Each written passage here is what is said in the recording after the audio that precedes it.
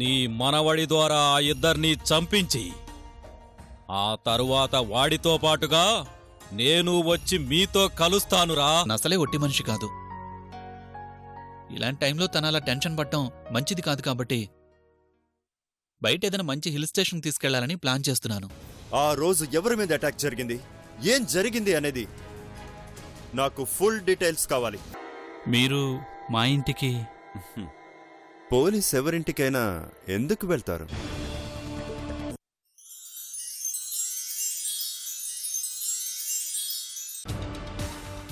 మా దగ్గర ఏ ఇన్ఫర్మేషన్ ఉంది? ఉంది సార్. అందుకే కదా మీ హౌస్ వెతుక్కుంటూ వచ్చాం.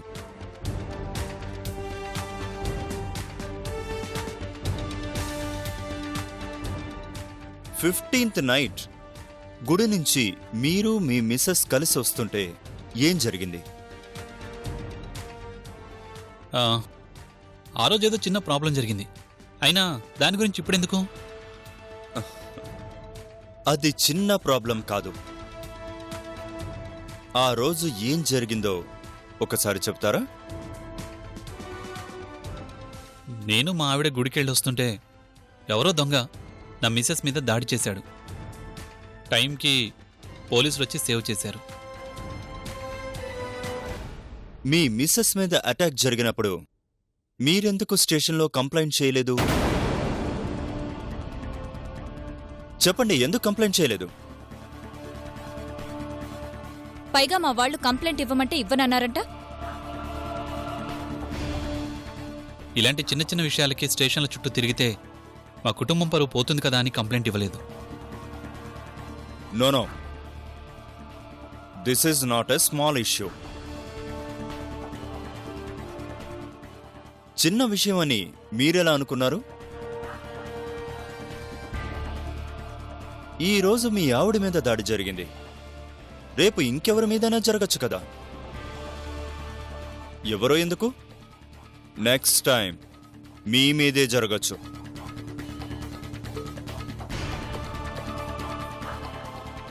టైంకి మా వాళ్ళు వచ్చారు కాబట్టి మీరు ప్రాణాలతో బయటపడ్డారు. లేదంటే ప్రాణాలే పోయావుగా.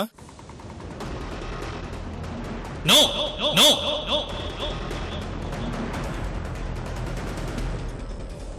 నన్ను ఎవ్వరూ ఏం చెయ్యలేరు.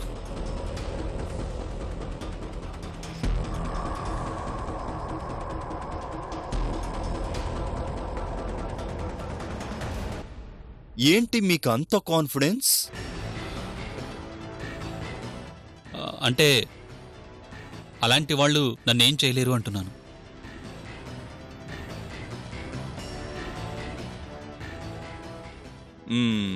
ఓకే. అసలు ఆ టైం వరకు మీరెక్కడున్నారు? గుళ్ళో ఉన్నాం. ఓ, అంత చీకటి పడే వరకు గుడిలో ఎందుకున్నారు? ప్రశాంతంగా ఉంది, అందుకే ఉండాలనిపించింది.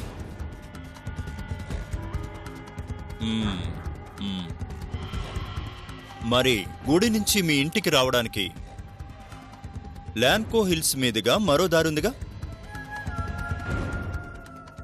అది వదిలేసి పర్టికులర్గా జనం ఎక్కువగా తిరగని ఆ రూట్లో ఎందుకొచ్చారు? అంటే చాలా రోజుల తర్వాత నేను నా మిస్సెస్ బయటికి వెళ్ళాం. కాసేపు సరదాగా అలా తిరిగినట్టుంటుందని ఆ రూట్లో వచ్చాం.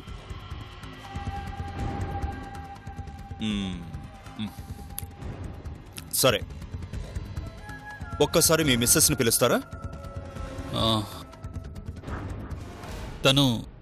తన ఇంట్లో లేదు.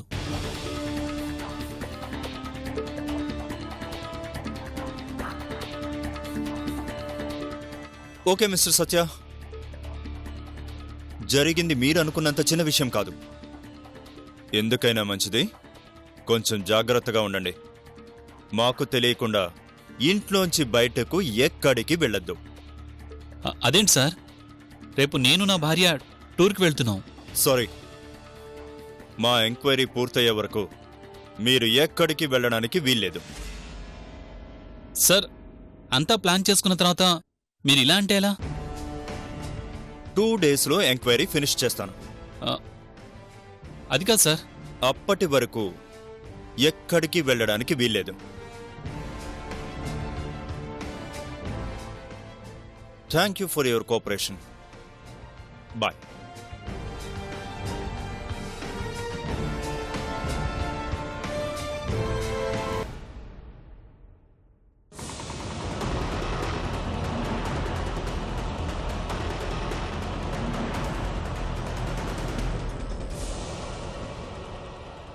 పక్కగా ప్లాన్ చేసుకున్న తర్వాత వీడొచ్చి ఇలా చెడగొట్టాడేంటి? ఛ! నా ప్లాన్ మొత్తం నాశనం చేశాడు.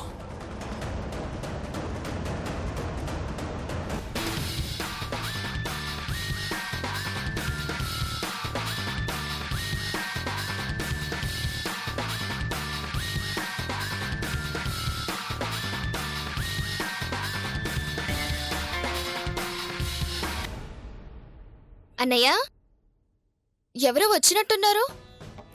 నాకు బాగా తెలిసిన వాళ్ళే అమ్మా. చాలా రోజులైంది కదా అని కలిసి వెళ్ళటానికి వచ్చారు.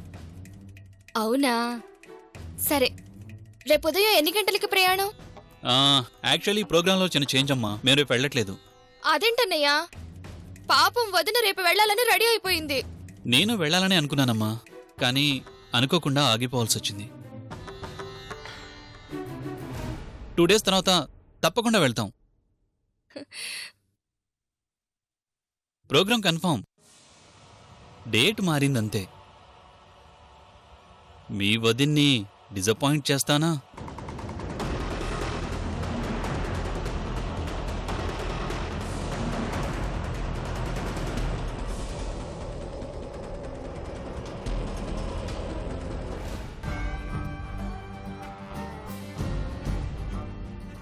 కేస్ చాలా ఇంట్రెస్టింగ్ గా ఉంది కదూ? ఇంట్రెస్టింగ్ గానే ఉంది కానీ కేస్కి ఉపయోగపడే ఎలాంటి ఇన్ఫర్మేషన్ మన దగ్గర లేదు కదా సార్. కొన్ని కేసెస్లో ఇన్ఫర్మేషన్ వాళ్ళ దగ్గరే దొరుకుతుంది. ఇలాంటి కేసెస్లో మనమే ఫైండ్ అవుట్ చేయాలి. ఏ విధమైన క్లూస్ లేవు కదా సార్. లేవు, బట్ ట్రై చేస్తే దొరుకుతాయి. వాళ్ళందర్నీ ఎంక్వైరీ చేశాం కదా, నీకేమనిపించింది? ఆ సత్య చెప్పే సమాధానాలు, అతని బాడీ లాంగ్వేజ్ కొంచెం డిఫరెంట్గా ఉంది సార్. అంటే నువ్వు అతన్ని సస్పెక్ట్ చేస్తున్నావా? అవును సార్, నాకు ఆ సత్య ప్రవర్తన మీద అనుమానంగా ఉంది. ఆ రోజు రాత్రి కార్లో ఉంది వాళ్ళిద్దరే సార్. అతను పక్కకి వెళ్ళగానే సావిత్రి మీద అటాక్ జరిగింది. ఆ అటాక్ అతనే ఎందుకు ప్లాన్ చేసి ఉండకూడదు అనిపిస్తోంది. నోనో, అనుమానించటం మన మొదటి లక్షణమని అందర్నీ అనుమానిస్తే ఎలా? సొంత భార్యని టార్గెట్ చేసేంత క్రూయల్టీ అతనిలో లేదు. బేసిక్గా అతను చాలా సాఫ్ట్ పర్సన్ అని తెలిసింది. ఈ సాఫ్ట్గా ఉండే వాళ్ళని నమ్మకూడదు సార్. నేను చాలా సాఫ్ట్గా ఉంటానంటారు. యు మీన్ నన్ను నమ్మకూడదనేగా? చచ్చా, నేను మీ గురించి అనలేదు సార్. హే, జస్ట్ జోకింగ్ యా. ఆ సత్య గురించి నేను చేసిన ఎంక్వైరీలో చాలా మంచి వ్యక్తి అని తెలిసింది.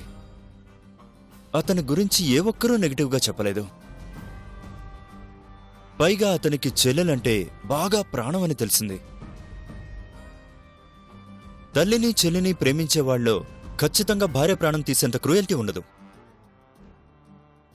బట్ ఈ కేసును ఒక ఛాలెంజ్గా తీసుకొని ఆ మిస్టరీని బ్లాస్ట్ చేయాలి.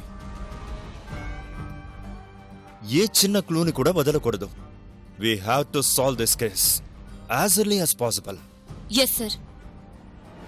ఎక్కువగా ఆలోచించినట్టున్నావు. ఒక మంచి కాఫీ తాగదామా? అయ్యో, నాకొద్దు సార్. నేను అడిగింది నీకోసం కాదు, నా కోసం. ఓ సారీ సార్. దగ్గరలో మన దగ్గర డబ్బులు తీసుకునే కాఫీ షాప్ ఏముంది? సార్,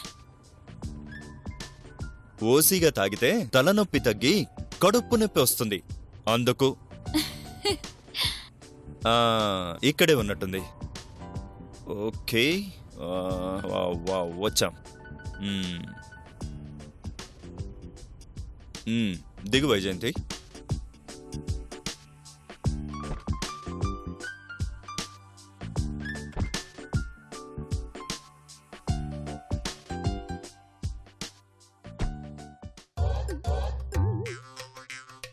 అనుకున్నంత అయింది అల్లుడు. కన్నం వేసి కరణం గారింట్లో దూరితే కొత్త కమరం కంట్లో పడ్డాడని వాళ్ళ చావు కోసం మనం చూస్తుంటే ఈ ఏసీపీ ఏంద్ర అయ్యా మనల్ని చావుకొట్టేలా ఉన్నాడు. ఆ ఎస్ఐ నుంచి తప్పించుకుందాం అనుకుంటే ఈ ఏసీపీ ఎవడు మావా?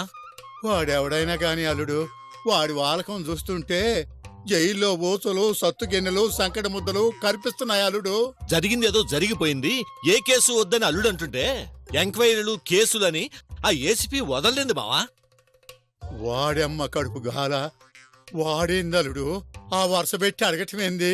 కాలుకేస్తే ఏలికి ఏలికేస్తే కాలు కాని గుక్క తిప్పుకోకుండా ఆ ప్రశ్నలన్నిటికీ మీ అల్లుడు కాబట్టి సరిపోయింది గాని అదే నేనైతే వాడు అడిగిన దానికి అడగని దానికి అన్ని సమాధానాలు చెప్పి పోయి జైల్లో కూర్చుండేవాడిని. మనం ఏం చేసినా అడ్డం లేదనుకుంటే కొత్తగా వీడెవడు మావా? వాడెవడైనా గాని ప్రస్తుతానికి మన మూడలుడు. వాడి ఊపు చూస్తుంటే అందరినీ లోపలేసేదాకా నిద్రపోయేలా లేడు. మనల్ని లోపలేయటానికి మనకు సంబంధం ఏంది మావా? అంతగా ఏసీపీ గారు దొరికితే అల్లుడు దొరుకుతాడు, తీసుకుపోయి వాడిని లోపల కూర్చోబెడతారు. మధ్యలో మనం కంగారు పట్టనేందుకు? అల్లుడు కొండంత ఏనుక్కి కొబ్బరి తాడుకు లోకు అని వాడు పోలీసోడు. నీ అల్లుడిని లోపలేసి నార తీస్తే చీగలాగితే డొంక గదిలినట్టు మనతో పాటు ఆ మిడిగుడ్లోడు ఎవరు ఆ మిడిగుడ్ల తంత్రాగాడు కూడా జైల్లో చెప్ప పట్టుకొని క్యూలో నిల్చోవాల్సిందే.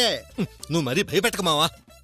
అల్లుడు భయపడితే లాభం లేదు, ఏదో ఒకటి చేయాలా. లేకపోతే కోట్ల కోట్ల కట్టల మీద పడుకునే మనం జైల్లో దొరలాడాల్సి వస్తుంది. మావా, సమస్య మందాక వస్తే కదా, రాకుండా ఆ సత్యాగాడిని మేనేజ్ చేయాలి. అల్లుడు ఏదో ఒకటి చేసి ఆ పోలీసోడి లాఠీలు మన ఒంటి మీద పడకుండా కాపాడుకోవాలా. ఆ సత్యాగాడిని అడ్డం పెట్టుకుంటే అన్నీ అవే సర్దుకుంటాయి మావా. గుణపం దిగితే గాని గుంటబడదన్నట్టు వాడిని అడ్డం పెట్టుకుంటే గాని మనం బయటపడమన్నమాట. ముందు ఆడు సంగతి చూడలుడు. ఒంట్లో దడ తగ్గటం లేదు గాని మజ్జిగ దాగొస్తా.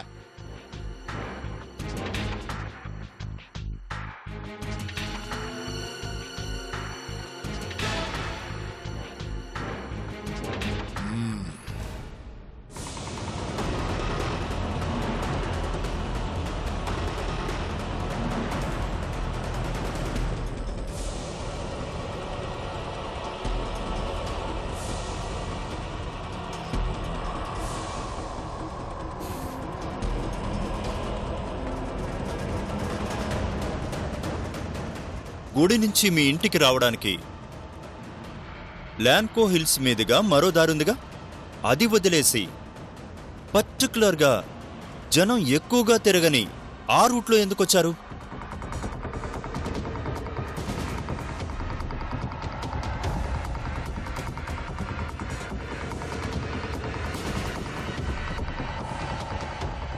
మాకు తెలియకుండా ఇంట్లోంచి బయటకు ఎక్కడికి వెళ్ళొద్దు.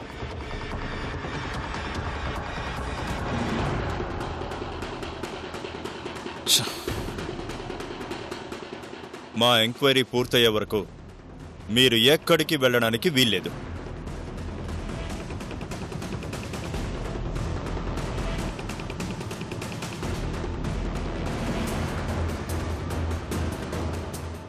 టూ డేస్లో ఎంక్వైరీ ఫినిష్ చేస్తాను.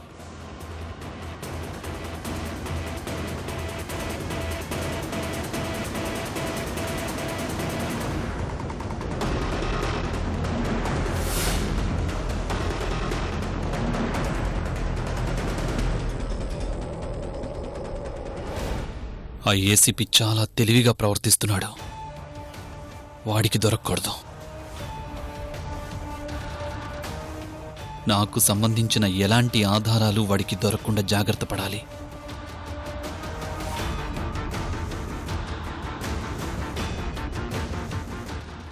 వాడు నా గురించి ఆరా తీయటం మొదలు పెడితే సమస్యలు ఎటు నుంచొస్తాయి. నన్ను దోషిని చేయగల ఆధారాలు ఏమున్నాయి?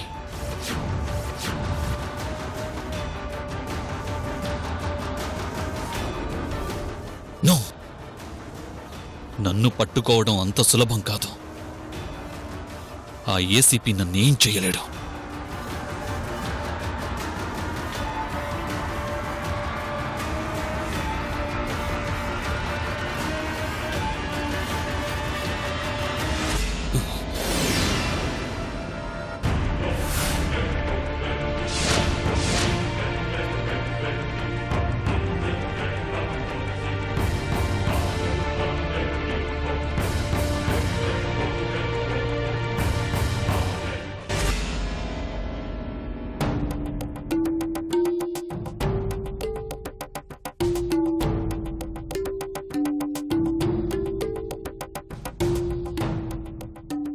అన్నయ్య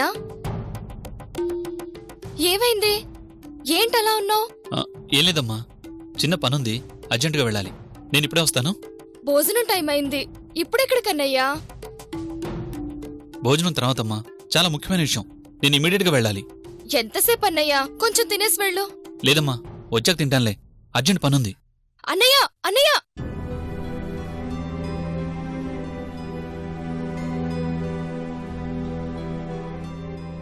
ఎప్పుడూ లేంది అన్నయ్య ఏంటి ఇంత హడావుడిగా వెళ్తున్నాడు?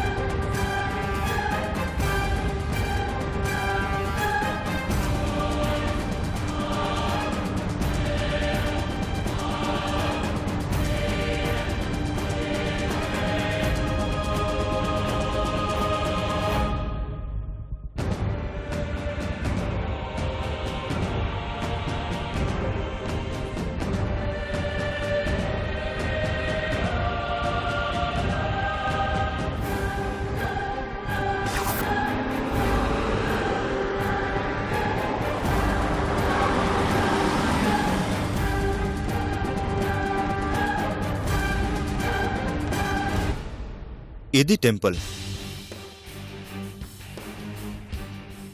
ఇక్కడి నుంచి పంచవటి కాలనీకి వెళ్ళడానికి ఈ రూట్ ఉంది.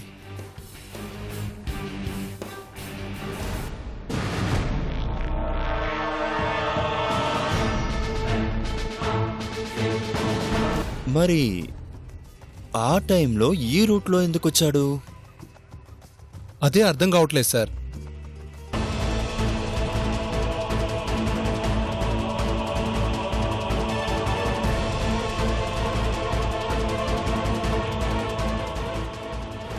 ఈ ఏరియాలో ఇంతకు ముందు ఇలాంటి ఇన్సిడెంట్స్ ఏమైనా జరిగాయా?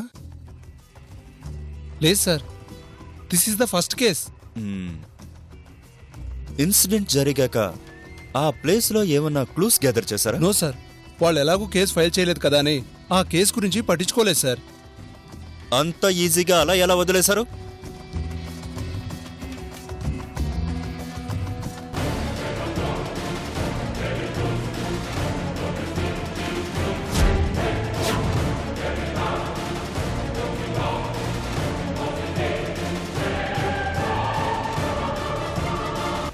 ఒక మర్డర్ అటెంప్ట్ జరిగిందంటే ఎవరు చేస్తుంటారు, ఎందుకు చేస్తుంటారు అనేది ఎంక్వైరీ చేయాలి కదా.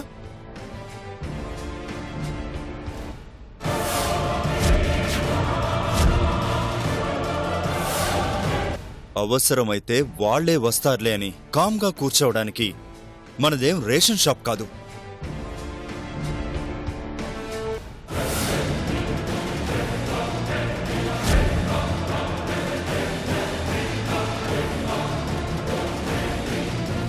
ప్రజల అవసరాల్ని వెతుక్కుంటూ వెళ్లాల్సిన జాబ్ మనది.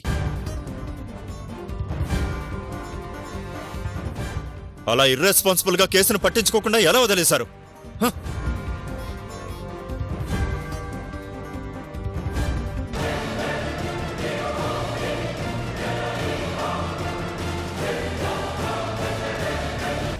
ఆపదని ప్రజలు మన దగ్గరికి రావడం కాదు, ఆపద వస్తుందని తెలిసినప్పుడు దాన్ని అడ్డుకొని ప్రజల్ని కాపాడాల్సిన బాధ్యత మనది.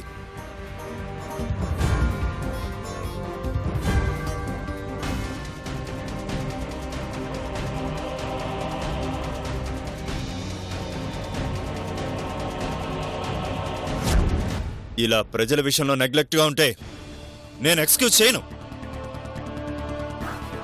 I'm sorry sir.